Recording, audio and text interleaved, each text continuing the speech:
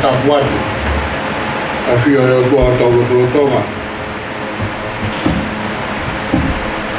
Kafoatu ke pahu. Kafoatu ke urumatua.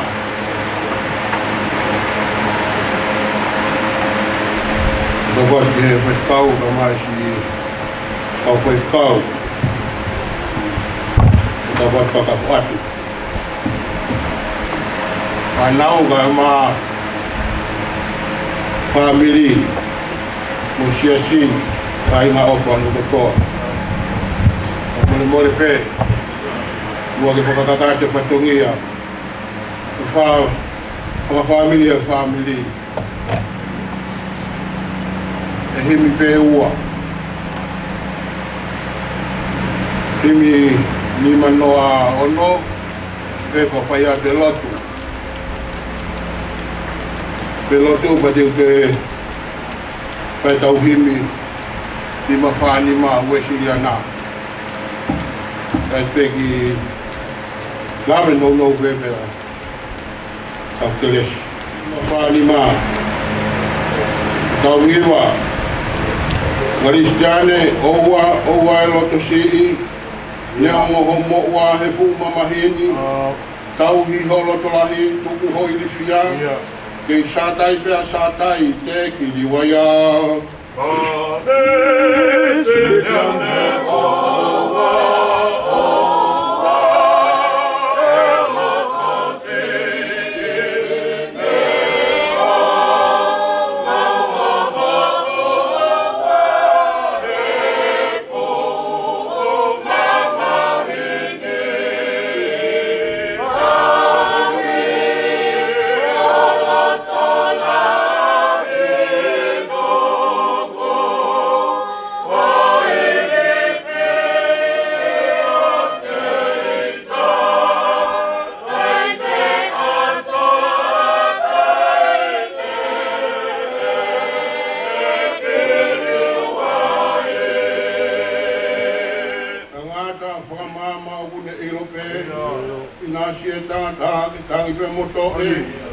Kone o koma mo whakamau tariki hoa hoko ai malu.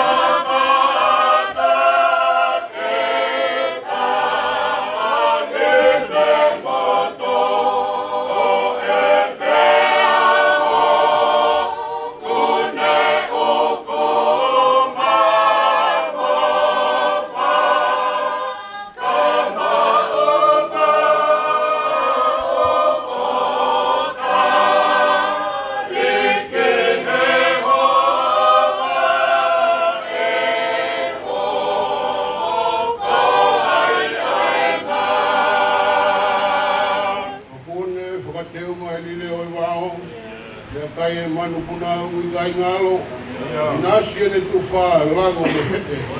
Wanoa ki taua siene na bele.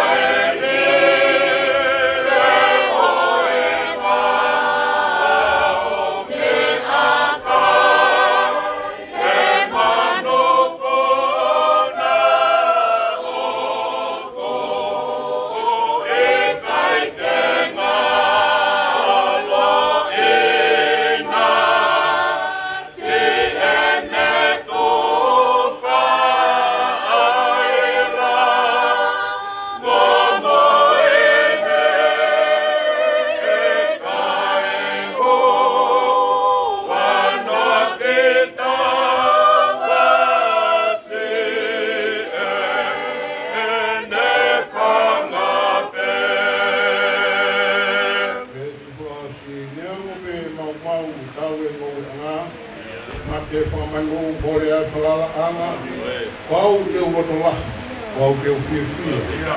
Kei sātai pēr sātai te ki waia.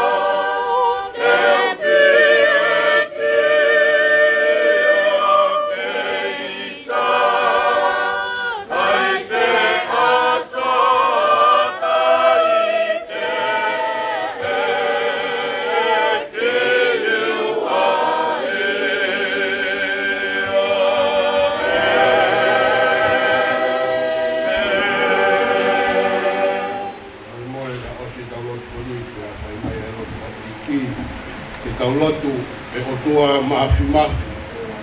Ia. Ko koe homa unofo anga i he tau tangata mo i tau tangata. Ia. Te eki ngāhui ai māma o kumau i ai na i mua a anoa ai awhiona. Ia. Ko nofo anga malu. Nofo anga tauga mo i famili. Ia. Nofo anga tauga mo i siasi. Ia. Nofo anga tauga mo haloto whare, ui, mamo ma on ai ai awhiona. Ia. Tāne nei ke awe e Moses ai Finau a Israeli o tōku atu kia te koe nofo anga malu pe ai awhiona. Ei, o koe ho mau nofo anga i he tau tangata mo i tau tangata. Ia koe ai peia o mau pangatu ki he nofo anga koe ia he hoa koe. Ia. Alu atu e tau tangata, e hau e tau tangata ko koe ai peia ho mau o tua. Ia. Ai whamo oni kai toi ai hataha i tatau pe kaka ko ngātu ki ho awhio. Ia. A whetai anga ho mau lau māni e nai kakato a hoko wha ia sisu kalaisi. Alo iki. Ai hoko mai ko alo tofu pe taha kene ki lalaha ke mau tolu ka me he pele pela o anga hala. Awe ki mau tolu ke whanua ispite whai ai ai toku pōpula. Ai whakawhetai nā ke hoko mai ai whamo ui ai awhiona o to'o ki mau tolu. O whai honoa mohi pia ngāhui koe pere ia aho o awhio. Ia. O pilo whapapau nai hue whiri o whai ho mau wahe. Te nā ke tūtu uni ke mau mā oni he mā oni mau tama. Ia. Ka neonga e mau he ma o he ngāue ai whiri. Ia. Lea ai wholofola kua tūkua langi pa mo i masani kai hifo mai ki māmani. Ia. Whawhetai atu ai ho mau lau mani. Au ka eki. O whai e kumi e whahinga o e tangata. Ia. Taka mai nā ke hifo i he mounga pia ke hake hi e tere. Oni. O ilo ki mau tolu i he matau e whao. Ia. Ka ho mau whakatau na e kai whai ake hasiriwa pe koha koula. Ia. Nai whai ake tā taa, ta iai hano ila pe ta iai hano. Malo au pito o whato matakakana. Ia. Ma opo ki mau tolu ki he tau wha o koeni. Koe ofa ata pe a ho afi. Koeni uke te, ma opo ki mau tolu ki he malu e whare koeni. Koe tuunga pe, ai ui maamu ma on a ho afi o. Ki he whae koeni ko Kafoatu. Eiki mau whakawhetai pe he mea hono kotoa pe.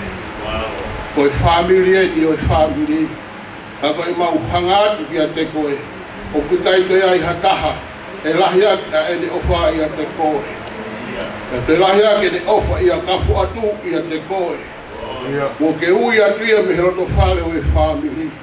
Eiki, ko hai e tae tōhana roni mata. E koe tangata ki mau tō. Moni tenghia e punake na mau whanongoa. Ai ui palo fita a ho awhio ki siuta. Te hangai e hese kai au ngahi. Ai kaupalo fita ke tu aliaki e whai ho ngāwe. Hoko hakai a manasipa mo sere maia. Pena e hoko hake. O whai hono taute ai e manasi. Omi a aise au pirisi ua. Tengi hia e hapaku ki hangai koe punake ku mau whanongo ki ai he hoa. Neango pe mau e tau e ngou e ngā. Ko mate e whangamanu pe a mole e whalala ngā. Oua e loto si. Tauhi pe a tui pe e whiwhia. Pe koe anga ia e whakakaukau na e whai e siuta. Ko mole ai to ulu ka moe lelei ai wholofola ai kakai ai tangata. Ka moe kakai ai otua ai kaupalo fita. Se nau tangi o ia we pehe ko osi e ai piriote ai moku. Taramai he punake famili. O kukei sātai pia sātai ia. Teiki peke li ua ia. Eiki koi maulotu ia. Tuku ke hoko mai a sātai ke whetongi whae. I he roto whare o e famili. I he roto whare o e siasi. Ngau pilo whakapapau. Ka whetongi ho lau maari e. Koe nonga ka koha nonga. Aena e lea ke ai. Ai apostolo nonga katae mo lahi hake he atamai hono ko tope. O pehe e mautangi atu ho afio. Nonga ia whakaamua he hoa ku mau ki ai. Whai no whakanonga si whanau. Ai maa tapa hono ko tope. Ai ngāwe maa mo maa on na ho afio. Na mōni te angi hia na e whai he punake koe. Eiki o e pe whai ho mauloto. O kei maalunga nge pe whai. Ai whina ngalo i a ho afio. Kei langi ia toko taha pe ai afio. Malo au bito ho o whapea malo ho tau hile nei. Au si ai ho au ku mau ki ai. O kulau maria ho eiki. Malo au bito o kulau maria i e whahu. Mana tua mafi. A wao e ngai ta u. A lotu at maana. Malu ai ho lahu maana. Malu ai ulumotua. Wai tulala ka maasi whanau. Eiki ko tata alma ia Kafoatu ia. Whanau mo ulotua. Ko sata iena. Ko ia petongi tuunga. Ai whakanonga e loto whare hono ko toape. Ai maa e famili. Eiki koe maulotu ia e o tua. Pai mei langi sono whakanonga. Ai loto whare o e si. Tau manei ko hasiu. I tua tonga pia whai hono to e liu mai. Ke hui e ho afio ko mau kei fuho mau kawa. O ko whai e polo ta. Ai afio na he loto whare koe. Koe mau lotu ia ke te koe. Hapai apsi o mau loto ki ho afio. Tu ke tafe mai e tata koe whauni teni. Ke ne whai hono whakanonga e mau moku e. Pea hiki ai e mau whanonga whaka eki soto. He tau whakakoloa koe ni. Ko kei whakamalu ai ho lau maari e. Pea nonga iau te maru he ka umoku i. Wanga e koe lotu ko hake atu ho a. Ai pawani mo hono kaunga. Mau lohu a mea kotoa tuku atu kia te koe. O pei ho fofonga tarira. Ai lotu ko hake atu ho a. Mau kore kotoa ngā me ani. Kaisi pe ko ho alo ka ko mau ko amoku. Kumau no mena kwa.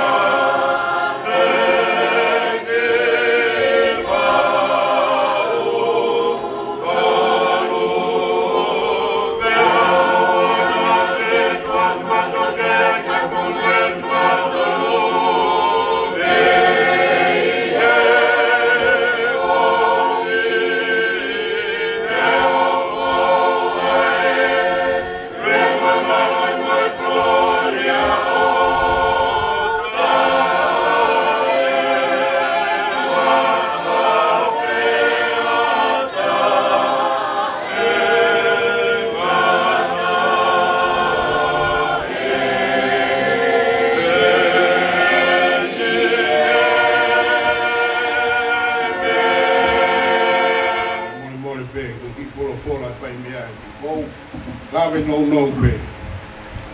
E pessoal tudo aqui. Besi o no wa. Vai que pulea no coi. Que ia te ki moutolu. Ai alo off ai otua. Ai o pia classe su e meni. Tu fola ia. E fai me pe que tu lave no. Que ia te ki moutolu. Ai al ofa ai otua ai a kuia kaisi sisu e ben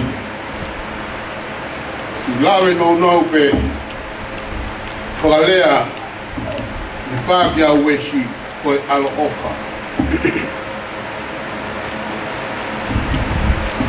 koe pāki a moritoni koe kelesi e ia teki moutolu ai kelesi ai otua Pie puke pe whainga marie Fai pe haki lawe no pe I fola ke fai aki ai famili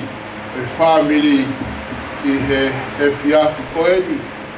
Koe talanoa ki he alo o wha, koe whahinga ofa o kutupu me he uho o I tangata.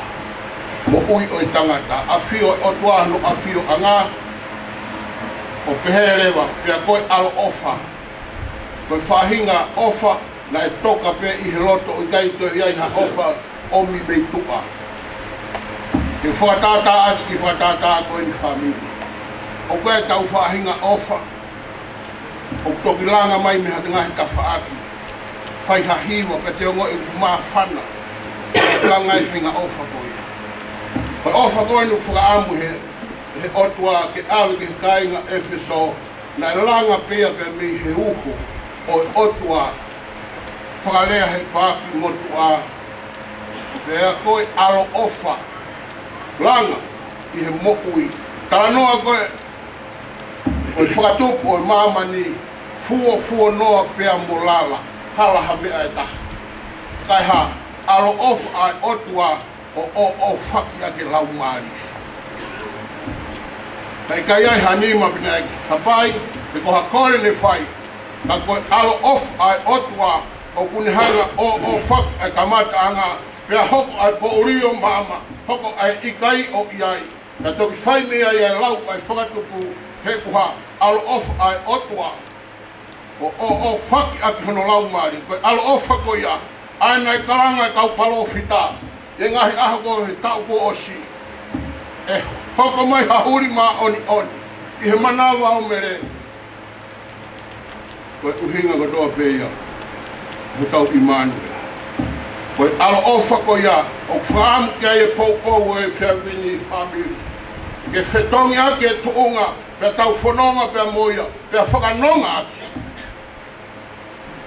Koe huinga whoirea. Emeni kono osi o te aha te taha. Pou ia ka te tau tolu. Koe alo ofa ai otua ke ia teki tau tolu ko toape. Famili koe sias. Kai ngā whano ko toape. O tau ihe malu e whare koe ni. O kore peka te ki whare anke mahirua. Ko sisu kalaisi o ia teki tau tolu. Ke ha, ke tau whanonga mo ia. Nai uhinga ine ha hine. Ene hoko mai ka teki tau tolu. Fok ke manawa o otua. One pehe na I langa pe ia te ia ai ofa. Manat ke ne talanoa ai he whahinga o tangata. Prosperia Matthew. Koe hoko mai ai alo o kalaisi. A hono alo ko kalaisi. Ke komi mai ai whahinga na ai mole. Tākanga sipi ai otua. Ko hai koe au hoko mai. Ko kalaisi. Koe alo o whai. Ka koe ne hoko mai koe ia he mai rewa. He apostolo. Ke ia teki mou tolu. Ke ia teki tau tolu pe amen. Ka koe pou ia ka teki tau tolu. Si kainga ofa ka ama ai famili. Wai tulala ka ama ai Finau. Pehe si kainga o fuka eiki. Koe al ofa ai otua. Ke ia teki tau tolu ko toa pe. Hiki ake tau whanonga whaka eiki soto. O whai he tau whakakoloa koe ni. O kuha. O tau maua karaisi. Amen. Oh. Koe nima. Wha ngā mai. Ala ne whowai ho tau eiki e tau mohono sewa niki. Ngā wea tohanga.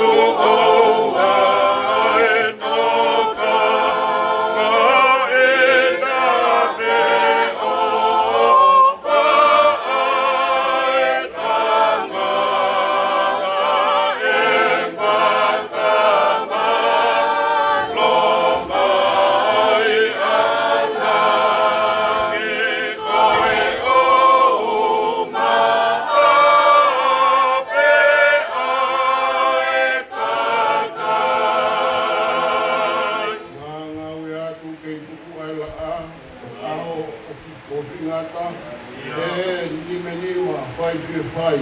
Toki malolo, rangi.